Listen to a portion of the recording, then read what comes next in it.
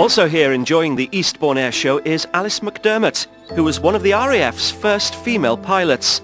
She flew Hercules aircraft for 20 years, but recently swapped the cockpit for the pulpit. What's it been like for you being so close to all these aircraft today? Oh, it's been great. It's been bringing back lots of memories of the past when I was flying all the time. I couldn't actually fly when I first got my cadetship because I was a woman, but while I was studying, the rules changed, and so I just pursued the dream. The dream can very quickly turn into a nightmare, can't it? Just after 9/11, I was a captain in Hercules aircraft, and up to that point I just flew to safe places around the world, and I found myself flying into Kabul for the first time. I was thinking, this is not that safe. And I kind of fired a prayer up to God that night. I said, look, can you get us home from this detachment? And I'll give church another chance. What happened? I came home after a month and completely forgot my promise. RAF life carried on as normal for Alice, but 5 years later she was stopped in her tracks by a cancer scare.